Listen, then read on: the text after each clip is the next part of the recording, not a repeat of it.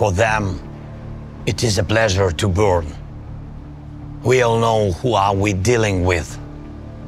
Russia is run by men who want to make it a norm, burning lives, destroying cities and villages, dividing people and erasing national borders through war.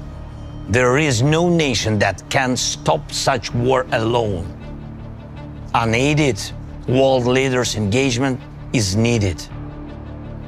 I'm now in Kharkiv, a city in the east of Ukraine, and unfortunately very close to the border on Russia. What does it mean for Kharkiv? A third year of constant terror. More than 1 million of people in this city. And every night and every day, Russian army is shelling the city, mostly with S-300 missiles. These are air defense missiles which Russia employs to terrorize the land. There is not a single district or street in the Kharkiv that hasn't suffered from this regular cruelty.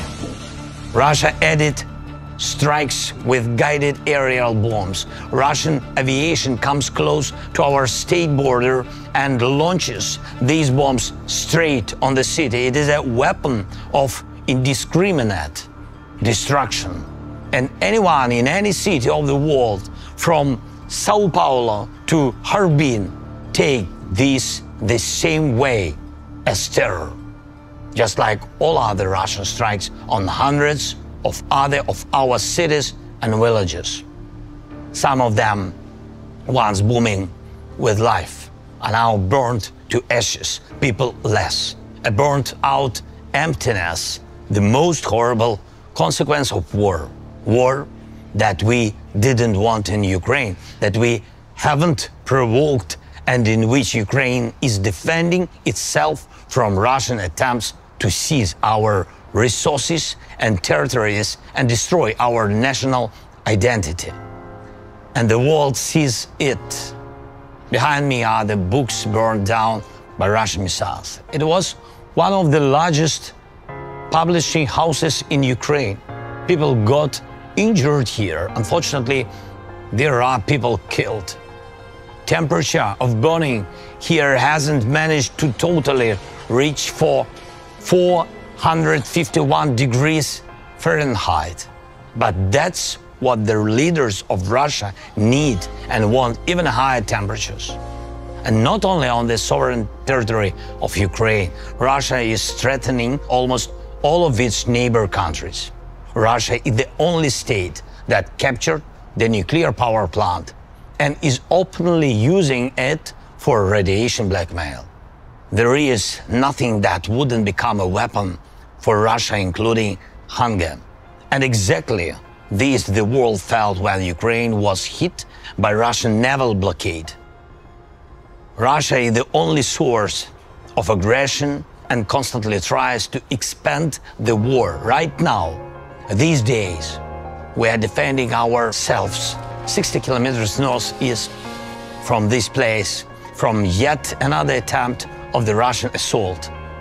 Russia is preparing for offensive actions also 90 kilometers northwest from here.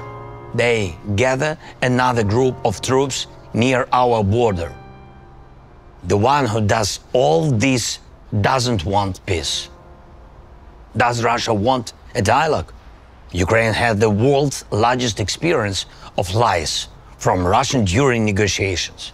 Lies that in particular was Russian cover-up for preparing this war. And that's exactly why global efforts are needed. Global Peace Summit of the leaders whom Russia will not be able to deceive. Summit that will show who in the world really wants to end the war and not just claim the ceasefire, which will inevitably be broken by Russian rockets and artillery, just like as it was dozens of times before. Together with Switzerland, we are preparing such summits. It starts on June 15th. More than 80 countries confirmed they will come. And we continue to work with the leaders, inviting them to join the summit. I thank everyone who really helps to bring the peace. And I am appealing to the leaders of the world who are still aside of the global efforts of the Global Peace Summit. To President Biden, the leader of the United States, and to President Xi, the leader of China, we do not want the UN Charter to be burned down just like these books. And I hope you don't want to either. Please show your leadership in advancing the peace, real peace, not just a pause between the strikes. The efforts of global majority are the best guarantee that all commitments will be fulfilled. Please support the Peace Summit with your personal leadership and participation. For all of us, it should be a pleasure to make peace.